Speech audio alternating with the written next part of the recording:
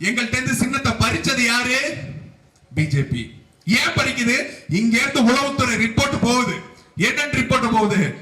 BJP ஒரு என்ன சொல்றது, திட்டமிட்டு ஒரு சிதைவை ஏற்படுத்தணும்னு அதிமுகவை மொத்தமா சிதைச்சிட்டு வருது. அந்த அதிமுகவை சிதைக்க பிஜேபியோட வாக்குகள் இங்க அதிகரிக்கும்னு நினைச்சாங்க.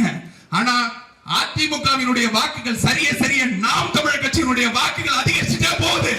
தாங்க முடியல, உளவுத்துறை ரிப்போர்ட் தாங்க முடியல. அப்ப என்ன பண்றாங்க? நாம் தமிழர் கட்சியை சதைக்கணும், நாம் தமிழர் கட்சியை உடைக்கணும் அப்படிங்கிறதுக்காக நாம் தமிழர் கட்சிக்கிட்ட இருந்து சின்னத்தை பிடிங்கி அவசரமா தட்கல்ல புக் பண்ணா கூட அவ்வளவு சீக்கிரம் டிக்கெட் கிடைக்காதுங்க. அவசரமா நம்மள்ட்ட இருந்து பிடிங்கி சின்னத்தை இன்னொரு கட்சிக்கு கொடுக்குறான். இவனுக்கு கர்நாடகாவில் ஒரு சின்னம், ஆந்திராவில் ஒரு சின்னம், தமிழ்நாட்டில் ஒரு சின்னம். அப்புறம் என்ன நீ அந்த அகில இந்திய கட்சி கேஸ் சிலிண்டர் அங்க கொடுத்துருக்கான். அப்ப கேஸ் சிலிண்டர்லயே மொத்தமா நிக்க சொல்ல வேண்டியதானே? அவன்கிட்ட கேட்டா நான் இந்த சின்னத்தை கேட்கவே இல்லைங்க, எனக்கு தேர்தல் ஆணையமா கொடுத்துச்சுங்கிறான். நாங்க இங்க போராடுறோம், தேர்தல் ஆணையம் கொடுக்க மாட்டேங்குது. ஆனா இதுக்கு பின்னாடி எல்லாம் அரசியலே இல்லைங்க. நம்புங்க, சத்தியமா நம்புங்க. இப்ப மத்திய சென்னை இருக்குன்னா கார்த்திகேயன்ங்கிற பேர்ல ஒருத்தனை தேடி கண்டுபிடி, அவனை டம்மி வேட்பாளரை போடு, அவன்கிட்ட விவசாய சின்னத்தை கொடு. விவசாயி சின்னத்தில் கார்த்திகேயன் என்ற நபர் நிக்கிறார் அப்படின்னு மக்கள் எவனா தெரியாம கூட ஓட்டு போட மாட்டானா? உள்ளுற ஓட்டு நாம் தமிழ் கட்சி ஓட்டு அங்க விழுந்துட்டு போட்டோம், நாம வென்றுட்டு போவோம் அப்படின்னு திமுக காரன் என்ன பண்றான்? இந்த ஆட்கள் எல்லாம் கூட்டு வந்து 40 தொகுதியில நான் நிக்க வைக்கிறேங்கிறான். ஐயா நேரு கூட பெரிய பேனர்லாம் அடிச்சு தன்னுடைய சாதியினுடைய மாநாட்டுல கலந்து கொண்ட நபர்கள் கூட நிக்கிறவன்லாம் மண்டை மேல இருக்கிற கொண்டே மறந்துட்டீங்கடாரே, அதை கொஞ்சம் மறைச்சிட்டு வாங்க அப்படிங்கிற மாதிரி திமுக கூட்டு வந்து நெக்க வைக்குது எல்லாரையும். எல்லா ஊடகங்களும் யார் எங்களை பேச மாட்டோம்னு சொன்னாங்களோ அவங்க எல்லாரும் பேசுறாங்க. சீமானின் சின்னம் என்னங்கிறது ட்ரெண்டிங்ல போகுது, இந்திய அளவுல ட்ரெண்டிங்ல நம்பர் 1 போகுது. நீ எந்த ஆயுதத்தை கொண்டு எங்களை ஒடுக்கணும்னு நினைச்சியோ அந்த ஆயுதத்தையோ புட்டிக்கு உங்களை போடுறதுன்னு ஒண்ணு இருக்குல்ல, அதுதான் சீமான். உங்களால நெருங்க கூட முடியாது, நினைச்சு கூட பார்க்க முடியாது. அவருடைய அடுத்த அரசியல் நகர்வுகளை உங்களால நினைச்சு கூட பார்க்க முடியாது. நடுராத்திரி 3 மணிக்கு எனக்கு ஞானோதயம் பிறந்துருச்சுங்க. நான் நடுராத்திரி 3 மணிக்கு எந்திரிச்சு என் பொண்டாட்டியை கேட்டேன். என் பொண்டாட்டி ஓகே சொல்லிட்டா. என் கட்சியை கலைச்சிட்டு நான் பாஜக கொண்டு போய் சரணடைஞ்சிடறேன். எப்படிப்பட்ட ஜனநாயகம் பாருங்க சரத்குமார். அதே போல கமலஹாசன், நான் தான் மாற்றேன், திமுகவோட கூட்டணி இல்லை என்று சொல்வீர்களா அப்படின்னு ரங்கராஜ் பாண்டே ஒரு பேட்டியில கேட்கிறாரு. கமலஹாசன் சொல்லிட்டா போச்சு, மக்கள் கை தட்டுறாங்க, கை தட்டணும்னு சொல்லியாச்சு பாத்தீங்கல்ல அப்படின்னாரு. அவர்கிட்ட கேட்டீங்கன்னா தெரியுமா சொல்வாரு? நான் மையம், நான் இந்த பக்கமெல்லாம் அந்த பக்கம் நான் மையம். அப்ப நீங்க வந்துட்டு காவி ஆதரிக்கிறீங்களா? காவி என்பது கருப்புக்குள் அடக்கம். எப்படி சொல்வாரு? காவி என்பது கருப்புக்குள் அடக்கம். புரிஞ்சிச்சா உங்களுக்கு? சத்தியமா புரியாது. நீங்க PhD முடிச்சவரா இருந்தா கூட புரியாது. அப்புறம் எப்படி உங்களுக்கு புரிய போகுது? அப்போ இந்த கமலஹாசன் அவர்கள் என்ன பண்றாரு? தன்னை நம்பி வாக்களிச்ச அத்தனை பேருடைய வாக்கையும், தன்னை நம்பி வேலை செய்த அத்தனை பேர் கட்சிக்காரனுடைய உழைப்பையும் கொண்டு போய் அடகு வைக்கிறாரு. கமலஹாசனை கூப்பிட்டு கோடி ரூபாய் கொடுத்து ஒரு ராஜ்யசபா எம்பியும் கொடுத்து தன்னுடைய கூட்டணியில சேர்த்துக்கிறதுக்கு ஆள் இருக்குன்னாக்க 30 லட்சம் வாக்குகளை பெற்று 7% வாக்குகளோடு தனித்த பேராற்றலாக நிற்கக்கூடிய அண்ணன் சீமானுக்கு எத்தனை பேர் வேலை பேசி இருப்பாங்க? எத்தனை கோடி ரூபாய் கொடுக்கிறேன் இருப்பான்? நினைச்சிருந்தா போயிருக்கலாம், ஆனா போகல. ஏன்? நான் மாற்றோன்னு சொல்லிட்டு வந்துட்டு, நான் போலீஸ்காரன்னு சொல்லிட்டு வந்துட்டு, அடுத்த நாளே திருடன் கூட கையை கோத்துட்டு அந்த தெருவிலே நடக்கிறேன்னா நீங்க மூஞ்சில காரி துப்ப மாட்டியா அப்படிங்கிற ரோசம். உண்மையிலேயே நான் வந்துட்டு மாற்றோன்னு சொல்லி வந்துட்டு இதே கொள்ளக்காரனோட கூட்டணி வச்சேன்னா அப்புறம் நான் எதுக்கு இங்க நிக்கணும், நான் எதுக்கு கட்சி ஆரம்பிச்சிருக்கணும் அப்படிங்கிற உண்மையான நேர்மையான பண்பு எங்க அண்ணன் சீமான் கிட்ட இருக்கு. அதனாலதான் அவர் யார் கூடவும் சோரம் போகாம கூட்டணி வைக்காம தனித்த பேராற்றலோட நான் நிப்பேன். நீ போடு, ஓட்டு போடு, ஓட்டு போடாம போ, என் மக்களுக்காக போராடி சாவது என் வாழ்வின் கடமை அப்படிங்கிறதுக்காக நிக்கிறாரு. அந்த ஒரு காரணம் தாங்க இத்தனை படிச்ச இளைஞர்கள் எல்லோரும் தேடி தேடி நாம் தமிழ் கட்சியை நோக்கி வர்றான்னா அதுதான். நான் வந்துட்டு மாற்றம்னு சொல்லிட்டு என்னை கொண்டு போய் அடங்க வைக்க மாட்டார் அப்படிங்கிற நம்பிக்கை தான் நாம் தமிழ் கட்சியை நோக்கி இத்தனை பேரும் கூடி நிக்கிறதுக்கு காரணம். என் அன்பார்ந்த சொந்தங்கள் எல்லோருக்கும் ஒரு கேள்வி ஒன்ன கேட்கணும்னு விரும்புறேன். இப்ப என் கையில ஒரு கத்தி இருக்குது, நான் அந்த கத்தியை வச்சு ஒருத்தனை குத்தன அப்படின்னா அவன் உடனே செத்து போவான். அப்ப கத்தி எவ்வளவு பெரிய ஆயுதம். என் கையில ஒரு ஆயுதம் இருக்கு, ஆனா அதை விட பெரிய ஆயுதம் ஒண்ணு வேணுமா? ஒரு துப்பாக்கி இருக்கு. எடுத்து சுடுறேன்னா ஒரே நேரத்துல 10 பேர் பேர் 20 பேரை சுட்டலாம். அப்போ கத்தியை விட ஒரு பெரிய ஆயுதம் எது? துப்பாக்கி இருக்கு. ஆனா அதை விட ஒரு பெரிய ஆயுதம் வேணுமா? ஒரு வெடிகுண்டை எடுத்து போட்டோம்னா ஒரே நேரத்துல 100 பேர் சாவான். அப்ப அதை விட பெரிய ஆயுதம் எது? ஒரு அணுகுண்டை எடுத்து போட்டோம்னா லட்சம் பேர் சாவான். ஆனா அதை விட ஒரு பெரிய ஆயுதம் எது? ஒரு ஓட்டு. இந்த ஒரு ஓட்டை நான் தப்பா போட்டேன்னா தலைமுறையா சாவான். ஒரு அரசியல் முடிவு என்பதை ஒரு ஆட்சியாளன் தவறான முடிவு ஒன்று எடுக்கிறான். நான் இந்த சாராயத்தை திறந்து விட போறேன், எல்லாருக்கும் மலிவு விலையில சாராயம் கொடுக்க போறேன், என் மக்கள் எல்லாம் குடிச்சு சாவட்டும் அப்படின்னு ஒரு அரசாங்கம் முடிவு எடுக்குதுன்னா அந்த ஒற்றை முடிவு எத்தனை தலைமுறைகளை பாதிக்கும் இதை நீங்க யோசிச்சு பார்க்கணும். அப்போ ஹிரோஷிமா நாகசாகில போட்ட அணுகுண்டை விட வலிமையான ஆயுதம் எது? உங்க கையில இருக்கிற அந்த ஒரு ஓட்டு. இந்த ஒரு ஓட்டை அடுத்த ஒரு மாசத்துக்குள்ள நீங்க சிந்திச்சு யாருக்கு கொடுக்க போறீங்க? இந்த ஆயுதத்தை கொடுக்கும் பொழுது இந்த ஆயுதத்தை வைத்து ஒரு நல்லவற்றை ஆக்கவும் முடியும், பல தலைமுறைகளை அழிக்கவும் முடியும். அப்படின்னா அந்த ஆயுதத்தை யார் கையில கொடுக்க போறீங்க? இத நல்லா சிந்திச்சு செயல்படணும், நல்லா சிந்திச்சு செயல்படணும். ஏன்னா நீங்க கொடுக்கிற இதே ஆயுதத்தை புடுங்கி வரம் கொடுத்தவன் கையிலே, வரம் கொடுத்தவன் தலையிலேயே கைய வைக்கிற மாதிரி நம்ம தலையில தான் கைய வைப்பாங்க. அந்த அணுகுண்ட புடுங்கி நம்ம தலையில தான் போடுவாங்க. அப்ப அப்படி போட போறவன் யாரு? இல்ல உங்கள்ட்ட இருந்து வாங்கி அதை ஆக்கப்பூர்வமா செயல்படுத்த போறவன் யாரு? இது அடுத்த ஒரு மாசத்துக்கு நீங்க நல்லா கவனிக்கணும். அரசியல் என்னவா இருக்குதுங்க, யார் என்ன செய்யறாங்க அப்படிங்கறத நல்லா சிந்திச்சு செயல்படணும். மேம்போக்காக நம் கண் முன்னாடி நடப்பது மட்டுமல்ல அரசியல், அதற்கு பின்னாடி என்ன நடக்குது அதை பார்க்கணும். அவன் பாஜக காரன் தான், அயோக்கிய, எல்லாம் தெரியும், எல்லாம் பண்றான் அப்படின்னு கேட்டா இந்த தேர்தல் பத்திரத்தின் மூலமாக இவ்வளவு கோடி ரூபாய் அடிச்சிருக்கானே, இதை எடுத்து பேசுவாங்களா? இந்திய அளவில் என்ன ஸ்தம்பிச்சிருக்க வேண்டாமா? மொத்த எதிர்கட்சிகளும் சேர்ந்து இதை கிழிச்சிருக்க வேண்டாமா? ஏன் எல்லாரும் வாய மூடிட்டு இருக்காங்க? வாயை திறக்கிறது இல்லையே, ஏங்க அப்படின்னா அவன் 6000 கோடி அடிச்சிருக்கானா, இவன் 1500 கோடி அடிச்சிருக்கானே. அவன் 6000 கோடி அடிச்சிருக்கானா, திமுக 600 கோடி அடிச்சிருக்க, எப்படி வாயை திறந்து கேட்பாங்க? அப்போ அவன் வலிமைக்கு அவன் மிரட்டி அவன் 6000 கோடி புடுங்குறான்னா, ஆட்சி அதிகாரத்திலே இல்லாத காங்கிரஸ் 1600 கோடி மிரட்டி புடுங்கிருக்கு. இதெல்லாம் யோசிச்சு பார்க்கணும் மக்களே. அவன் வந்துட்டு எவ்வளவு தூரம் வந்துட்டு கொள்ளையடிக்கிறவனையும் நம்ம வந்துட்டு நம்ம கிட்ட இருந்து திருடி திங்கிறவனையும் நம்ம திரும்ப திரும்ப ஆட்சியில உட்கார வைக்கிறோம் அப்படிங்கறது. 639 கோடி திமுக அந்த தேர்தல் பத்திரத்தின் மூலமா அடிச்சிருக்கு. யாராவது வாயை திறந்து கேள்வி கேட்பாங்களா? இவங்க மோடி பத்தி மட்டும் பேசுவாங்க. அப்படியே திரும்பி ஓ பின்னாடி பாடுறா, நீ ஓ பின்னாடி என்ன இருக்குங்கிறத பாரு, கேள்வி கேளு அப்படின்னாக்க பொறுத்துன்னு வாயை திறக்க மாட்டாங்களே. 630 கோடி ஒரு ஊடகம் கேள்வி கேட்க மாட்டேங்குது. திமுக எங்க இருந்து 630 கோடி ரூபாய் பிடிச்சிச்சு, எத்தனை பேருக்கு பண்ணாங்கன்னு நீ மோடியை மட்டும் கேள்வி கேட்கறிய. இங்க திரும்பி இந்த பக்கமும் கேளு, இந்த கேடியையும் கேளு அப்படிங்கறத நாம் சொல்றோம். திமுக என்ன சொல்லுது? நாங்க தான் வந்துட்டு பிஜேபியை எதிர்க்கிறோம், இஸ்லாமிய சொந்தங்கள்லாம் நாங்க தான் வந்துட்டு உங்களை காப்பாத்துறோம், இல்லன்னா பிஜேபி உள்ள வந்துருங்க, நாம் தமிழர்களா ஓட்டு போட்டுறாதீங்க, பிஜேபி உள்ள வந்துரும் அப்படிமா. இந்த மேடையில் தேர்தல் தேதி இன்னைக்கு அறிவிக்கப்பட்டிருக்கு. என் அன்பார்ந்த சொந்தங்களுக்கு சொல்லிக் கொள்கிறேன், இந்த மேடையில் நான் ஒரு சவால் விடுறேன். பிஜேபி எங்கெல்லாம் போட்டியிடுதோ அந்த இடங்களில் எல்லாம் நேர் எதிராக நின்று நாம் தமிழர் கட்சி போட்டியிடும். அவங்க அத்தனை பேரையும் வீழ்த்துறதுக்குண்டான செயலை நாம் தமிழர் கட்சி செய்யும். இதே திராணியோடு இதே தெம்போடு திமுக போட்டியிடுமா? இதான் என் சவால்.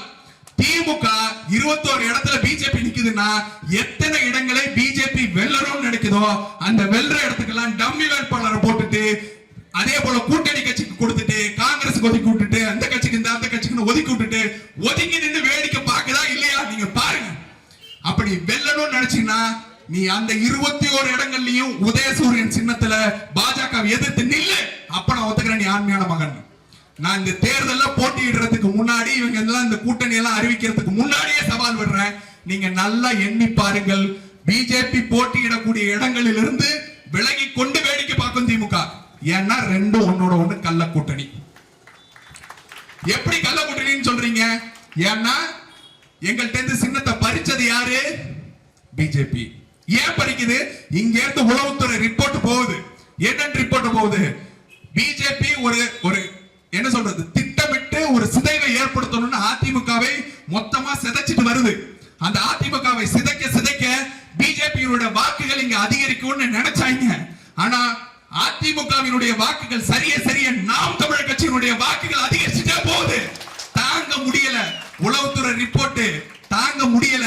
அப்ப என்ன பண்றாங்க, நாம் தமிழர் கட்சியை சதைக்கணும், நாம் தமிழர் கட்சியை உடைக்கணும் அப்படிங்கிறதுக்காக நாம் தமிழர் கட்சிக்கிட்ட இருந்து சின்னத்தை பிடிங்கி அவசரமா தட்கல்ல புக் பண்ணா கூட அவ்வளவு சீக்கிரம் டிக்கெட் கிடைக்காதுங்க. அவசரமா நம்மள்ட்ட இருந்து பிடிங்கி சின்னத்தை இன்னொரு கட்சி கொடுக்குறான். அந்த கட்சி யாருன்னே தெரியாது. 70 ஓட்டு வாங்கியிருக்கானா, 70 ஓட்டு. அப்படிப்பட்ட ஒரு கட்சிக்கு அகில இந்திய கட்சின்னு சொல்லி ஒரு சின்னத்தை கொடுக்குறாங்க. கேள்வி என்னன்னா, அகில இந்திய கட்சினா ஒரு சின்னத்துல இந்தியா முழுமைக்கு நிக்கணுமா இல்லையா? பிஜேபி அப்படிதான் நிக்குது, காங்கிரஸ் அப்படிதான் நிக்குது, மத்த கட்சியெல்லாம் அப்படிதான் நிக்குது. இவனுக்கு கர்நாடகாவில் ஒரு சின்னம், ஆந்திராவில் ஒரு சின்னம், தமிழ்நாட்டில் ஒரு சின்னம். அப்புறம் என்ன நீ அந்த அகில இந்திய கட்சி கேஸ் சிலிண்டர் அங்க கொடுத்துருக்கான். அப்ப கேஸ் சிலிண்டர்ல மொத்தமா நிக்க சொல்ல வேண்டியதானே? அவன்கிட்ட கேட்டா, நான் இந்த சின்னத்தை கேட்கவே இல்லைங்க, எனக்கு தேர்தல் ஆணையமா கொடுத்துச்சுங்கிறான். நாங்க இங்க போராடுறோம், தேர்தல் ஆணையம் கொடுக்க மாட்டேங்குது. ஆனா இதுக்கு பின்னாடி எல்லாம் அரசியலே இல்லைங்க. நம்புங்க, சத்தியமா நம்புங்க. நாங்க தான் லேட்டா போயிட்டோம், இல்லன்னா அரசியலே இல்ல இதுக்கு பின்னாடி எல்லாம். சத்தியமா நம்புங்க, சரியா? இப்ப இந்த சின்னத்தை புடுங்கி பிஜேபி கொடுத்துருச்சு. ஆனா அடுத்த கள்ள கூட்டணிக்காரன் ஒருத்த வருவான்ல, சும்மா விட்டுருவானா? கூட்டணி வைக்கிறான். யாரு கூட தெரியும்ல, அந்த சின்னம் எவனுக்கு போச்சோ அவன் கூட ஒரு கூட்டணி. நீ வா, நீ வந்து நில்லு, உனக்கு தான் ஆள் இல்ல, எனக்கு எப்படி டம்மி வேட்பாளர் போடுறதுக்கு ஆள் வேணும். எல்லா தொகுதியிலும் நான் டம்மி வேட்பாளர் போடுவேன். எதுக்கு தெரியுமா? தேர்தல் நேரத்தில் வாக்குச்சாவடியில் உட்கார்ந்து கொண்டு வாக்கு செலுத்த வருவர்களை முறைச்சு பார்க்கணும். ஏய் எனக்கு தான் ஓட்டு போடணும், ஏய் எனக்கு தான் ஓட்டு போடணும். அப்ப அந்த முறைச்சு பார்க்கறதுக்கு அந்த தேர்தல் வாக்குச்சாவடிக்குள்ள ஒருத்தர் உட்கார வைக்கணும்ல. ஒருத்தன் உட்கார்ந்து இருந்தா பத்தாது, 10 பேர் உட்கார வைக்கணும். அப்படியே கட்சி துண்டை போட்டுட்டு 10 பேர் உட்கார வைக்கணும். 10 பேர் எப்படி உள்ள உட்கார வைக்கிறது? டம்மியா வேட்பாளரை 4-5 பேரை போட்டு வச்சுட்டு அந்த வேட்பாளரின் மூலமாக இவர்கள் ஆட்களை நிரப்பிக் கொள்வார்கள். திமுக ஆண்டுதோறும் செய்யக்கூடிய வேலை தான் அது. அப்ப இப்ப என்ன பண்றான், எப்படியும் டம்மி வேட்பாளர் போட போறோம், அவனை கூப்பிட்டு வா, அந்த சின்னத்திலேயே போட்டு வைப்போம். சரி, இன்னும் ஒருபடி மேல போய் என்ன தெரியுமா பண்ணுவாங்க? இப்ப மத்திய சென்னை இருக்குன்னா, கார்த்திகேயன்கிற பேர்ல ஒருத்தனை தேடி கண்டுபிடி, அவனை டம்மி வேட்பாளரை போடு, அவன்கிட்ட விவசாய சின்னத்தை கொடு, விவசாயி சின்னத்தில் கார்த்திகேயன் என்ற நபர் நிக்கிறார் அப்படின்னு மக்கள் எவனா தெரியாம கூட ஓட்டு போட மாட்டானா? உள்ளுற ஓட்டு நாம் தமிழ் கட்சி ஓட்டு அங்க விழுந்துட்டு போட்டோம், நாம வென்றுட்டு போவோம் அப்படின்னு திமுக காரன் என்ன பண்றான்? இந்த ஆட்கள் எல்லாம் கூட்டு வந்து 40 தொகுதியில நான் நிக்க வைக்கிறேங்கிறான். எப்படி திமுகன்னு தெரியும்? மண்டை மேல இருக்கிற கொண்டைய மறந்துட்டாங்க, மண்டை மேல இருக்கிற கொண்டைய மறந்துட்டாங்க. கூட்டணி வைக்கிறாங்க பாருங்க, திராவிட தெலுங்கு தேச கட்சி அப்படின்னு கூட்டணி வைக்கிறாங்க. கூட நின்றவெல்லாம் யாரு? இதுக்கு முன்னாடி ஐயா நேரு கூட பெரிய பேனர்லாம் அடிச்சு தன்னுடைய சாதியினுடைய மாநாட்டில் கலந்து கொண்ட நபர்கள் கூட நிக்கிறவன்லாம். மண்டை மேல இருக்கிற கொண்டைய மறந்துட்டீங்கடாரே, அதை கொஞ்சம் மறைச்சிட்டு வாங்க அப்படிங்கிற மாதிரி திமுக கூட்டு வந்து நெக்க வைக்கிது எல்லாரையும். நாங்க அசர்றால, நீ என்ன வேணா பண்ணு, நீ என்ன நினைக்கிற? இந்த சீப்பை ஒழிச்சு வச்சா நீ வந்துட்டு கல்யாணம் நிறுத்திக்கலாம் நினைக்கிற? நாங்க ஏறு அடிக்கிற அடியில நீ பாரு. அண்ணன் சீமானுடைய ஒரே திட்டம் தான், சீமானின் சின்னம் என்ன கொண்டு போய் நிறுத்துறாரு. மொத்த தமிழ்நாடு திரும்பி பாக்குது. எல்லா ஊடகங்களும் யார் எங்களை பேச மாட்டோம்னு சொன்னாங்களோ அவங்க எல்லாரும் பேசுறாங்க.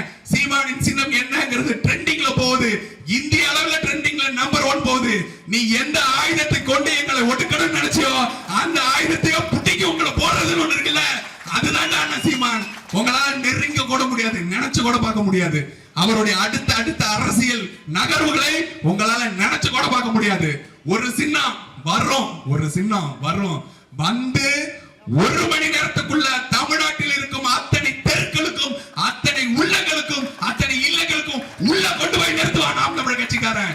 நீ ஐடி விங்குனாக்க நீ கேள்விப்பட்டிருப்ப, நீ காசு கொடுத்து வச்சிருப்ப, 300 கோடி ரூபாய் கொடுத்து பிரசாந்த் கிஷோரை வச்சிருப்ப. நான் ஒவ்வொருத்தன ஐடி விங்கு, எப்படி ஒவ்வொருத்தன இருக்கிற அத்தனை பேர் ஐடி விங்கு, அத்தனை பேர் களம் போராளி. நீ களத்திலையும் கொண்டு போய் சேர்ப்போம், ஐடிலையும் கொண்டு போய் சேர்ப்போம். சின்னம் 1 மணி நேரத்துல போய் சேரும் தமிழ்நாடு முழுக்க. நீ எங்களை ஒடுக்கலாம்னு நினைக்கிற, சின்னத்தை பறிச்சுட்டு எங்களை ஒடுக்கலாம்னு நினைக்கிற. நீ மத்தவங்களை எல்லாம் மிரட்டி பார்த்த, இடி ரைடு விட்டாக்க ஒருத்தன் படிஞ்சிருவான், ஒருத்தன் மேல கேஸ் போட்டா அவன் படிச்சிருவான். ஐயா சரத்குமார், ஐயா சரத்குமார் கட்சி நடத்துறாருங்க. இதுக்குதான் நடிகர்களை நம்ப கூடாதுன்னு சொல்லுவாங்கல்ல, கட்சி நடத்துறாரு. ரொம்ப காலமா கட்சி நடத்துறாரு, சட்டமன்ற உறுப்பினரா இருந்துட்டாரு, நாடாளுமன்றத்துக்கு போய் பார்த்துட்டாரு, எல்லாம் பார்த்துட்டாரு. இப்ப வரைக்கும் மத்த கட்சிகளோட கூட்டணி வைப்பாரு, மாறி மாறி மாறி மாறி கூட்டணி வைப்பாரு. கடைசியில என்ன பண்ணாரு? மாற்றம்னு சொல்லிட்டு வந்த கமலஹாசன் கூட கூட்டணி வச்சாரு. அந்த ஆளு பாவம் தெரியாம 40 சீட் அள்ளி கொடுத்துட்டாரு. இவருக்கு ஐயோ எனக்கு 40 சீட்டா, எனக்கு தலை சுத்துது, ஐயோ என் கையில தூக்கி 1 கோடி 2 கோடி கொடுத்தீங்கன்னா என்ன பண்றதுங்கிற மாதிரி 40 சீட் எனக்கு தலை சுத்துது, இந்தாங்க நீங்க வேணா திருப்பி வச்சுக்கோங்கன்னு சரத்குமார் திருப்பி கொடுக்குற மாதிரி பவர்ஃபுல்லான ஆளு சரத்குமார். அப்பா அவரை கூட்டணி கூப்பிடுறாங்க பாஜக, வா எங்கள் கூட்டணிக்கு ஆள் இல்ல, நீ வந்து என் கூட சேர்ந்துக்கோ அப்படின்னு பாஜக கூட்டணி கூப்பிடுது. இவர் நான் யோசிக்கிறேங்க அப்படின்ட்டாரு. அப்ப என்ன பண்றாங்க, வரலட்சுமி சரத்குமார் மீது ஒரு வழக்க தூக்கி போடுறாங்க. ஹெராயின் கடத்துவதாக உன் மகளை நான் கைது செய்வேன் போடுறாங்க. நடுராத்திரி 3 மணிக்கு எனக்கு ஞானோதயம் பிறந்துருச்சுங்க. நான் நடுராத்திரி 3 மணிக்கு எந்திரிச்சு என் பொண்டாட்டியை கேட்டேன். என் பொண்டாட்டி ஓகே சொல்லிட்டா, என் கட்சியை கலைச்சிட்டு நான் பாஜக கொண்டு போய் சரணடைஞ்சிடறேன்ட்டாரு. எப்படிப்பட்ட ஜனநாயகம் பாருங்க சரத்குமார். அதே போல கமலஹாசன், நான் தான் மாற்றேன், திமுகவோட கூட்டணி இல்லை என்று சொல்வீர்களா அப்படின்னு ரங்கராஜ் பாண்டே ஒரு பேட்டியில கேட்கிறாரு. கமலஹாசன் சொல்லிட்டா போச்சு, மக்கள் கை தட்டுறாங்க, கை தட்டணும்னு சொல்லியாச்சு பாத்தீங்கல்ல அப்படின்னாரு. கடைசி வரைக்கும் புரியுற மாதிரி இருந்தாலும் பேசவே மாட்டோம். ஏன்னா புரிஞ்சிருச்சுன்னா நீங்க திருப்பி கேள்வி கேட்பீங்கல்ல, அதனால புரியுற மாதிரி இருந்தாலும் பேசவே மாட்டான். இப்ப நீங்க கேட்டீங்கன்னா நான் தான் சொல்லலையே வாய திறந்து. அப்படிப்பட்ட ஒரு நபரை நீங்க வச்சுக்கிட்டு கூட்டணிக்கு நான் போறேங்க, திமுகவோட போறேன் அப்படிங்கிறாரு. திமுக காரன் மதிக்க கூட இல்ல, பின்னாடியே போய் நிக்கிறாரு. நான் எனக்கு என்ன கூட்டணியை சேர்த்துக்கோங்க, என்னையும் சேர்த்துக்கங்க, நான் தனியா நின்று ஒருத்தன் போட மாட்டாங்க ஓட்டு, எனக்கு நிக்கிறதுக்கு தகுதி இல்லைங்க, என்னால் நிக்க முடியாதுங்க, என்ன ஒரு கூட்டணியிலே சேர்த்துக்கோங்க. அதே ஆளு இந்த பக்கம் இப்படி இப்படி நீட்டும் போது அந்த பக்கம் ஒரு துண்டை போட்டு வச்சிருந்தாரு. என்ன தெரியுங்கள, அவர்கிட்ட கேட்டீங்கன்னா என்ன தெரியுமா சொல்லுவாரு, நான் மையம், நான் இந்த பக்கம் இல்ல அந்த பக்கம் நான் மையம். அப்ப நீங்க வந்துட்டு காவி ஆதரிக்கிறீங்களா, காவி என்பது கருப்புக்குள் அடக்கம். எப்படி சொல்லுவாரு, காவி என்பது கருப்புக்குள் அடக்கம். புரிஞ்சிச்சா உங்களுக்கு? சத்தியமா புரியாது. நீங்க PhD முடிச்சவரா இருந்தா கூட புரியாது, அப்புறம் எப்படி உங்களுக்கு புரிய போகுது? அப்போ இந்த கமலஹாசன் அவர்கள் என்ன பண்றாரு, தன்னை நம்பி வாக்களிச்ச அத்தனை பேருடைய வாக்கையும், தன்னை நம்பி வேலை செய்த அத்தனை பேர் கட்சிக்காரனுடைய உழைப்பையும் கொண்டு போய் அடகு வைக்கிறாரு. யாருகிட்ட? இதே திமுக கிட்ட.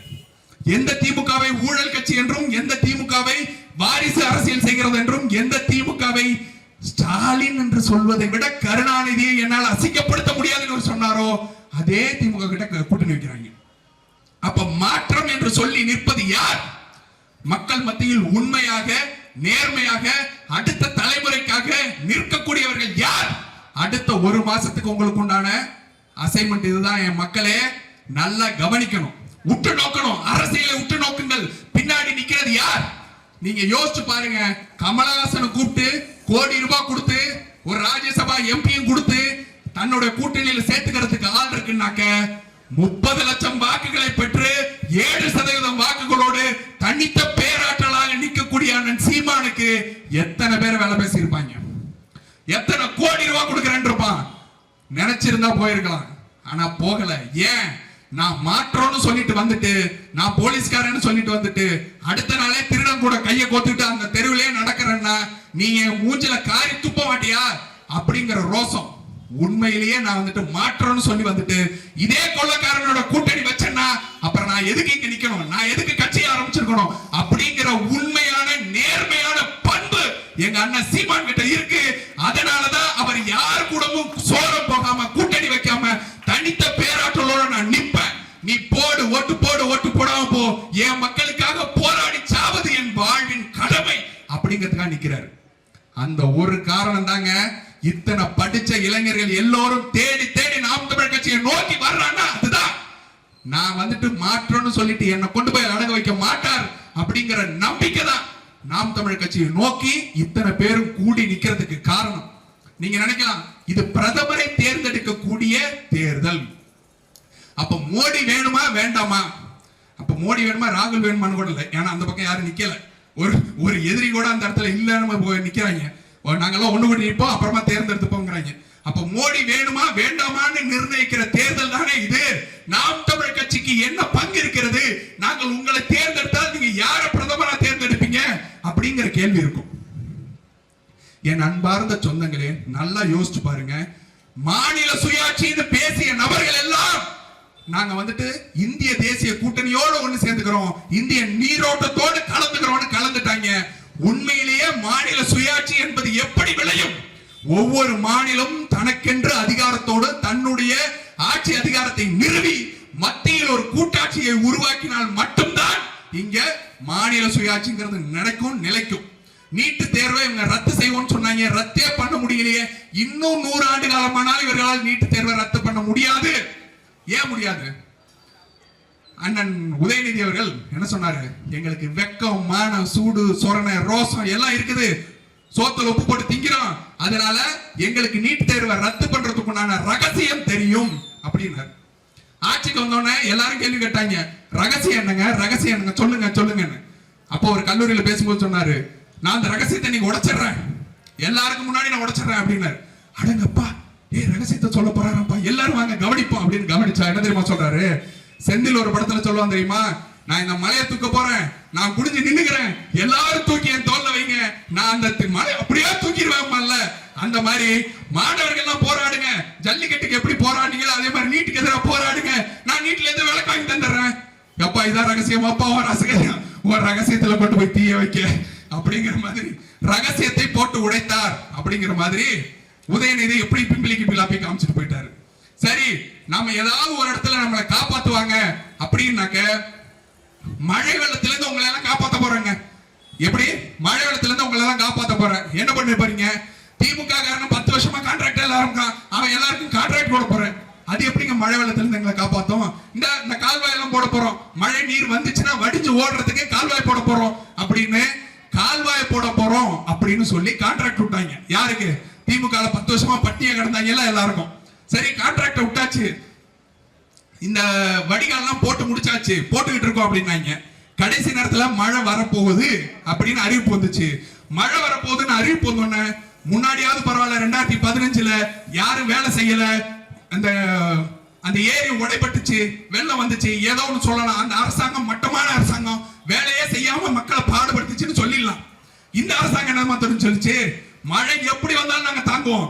22 சென்டிமீட்டர் அமைச்சர் பேட்டி கொடுக்கிறாரு, 22 சென்டிமீட்டர் மழை பெஞ்சாலும் தாங்கக்கூடிய அளவுக்கு நாங்கள் இன்ஃப்ராஸ்ட்ரக்சரை கிரியேட் பண்ணி விட்டோம், இனிமேல் மழை பெஞ்சா ஒரு சொட்டு தண்ணி நிக்காது அப்படின்னாங்க. அவங்களோட போதாத காலம் உண்மையிலே 22 சென்டிமீட்டருக்கு மழை வந்து தொலைச்சது. மக்கள் மொத்த பேருக்கும் தெரிஞ்சிச்சு, இவன் போட்ட 4000 கோடி கால்வாயில போட்டுட்டான் அப்படின்னு. எப்படி? கால் வாயில போட்டுட்டான், முக்கால் அந்த பக்கம் தூக்கி போட்டான், அதனால கால்வாயில போட்டுட்டான் அப்படிங்கிற மாதிரி மக்கள் அத்தனை பேருக்கும் தெரிகிறது போல இந்த மழைநீர் வடிகாலுங்கிறது அட்டர் ஃபெயிலியர் அப்படிங்கறத மக்களுக்காக கொண்டு போய் சேர்த்துட்டான். சரிங்க, நீங்க வந்தா என்ன பண்ணிடுவீங்க? நீங்க வந்தா கீழ்ச்சிருவீங்களா? நீங்க வந்தா சரி செஞ்சிருவீங்களா? அப்படின்னாக்க நாங்கள் உண்மையாக நேர்மையாக திட்டங்களை எடுத்து வைக்கிறோம். இப்ப இதே இடத்துல நீங்க என்ன தேர்ந்தெடுக்கிறீங்க, நான் என்ன பண்ணுவேன்? பள்ளமான பகுதிகள் எது, தாழ்வான பகுதிகள் எது, மக்கள் வசிக்கக்கூடிய பகுதிகள் எது, அந்த இடத்தில் எங்கெல்லாம் நீர் தேங்குகிறது, இதை ஒரு சர்வே எடுத்தா ஈஸியா எடுத்துட முடியும். அப்ப எடுத்து என்ன பண்ண முடியும்?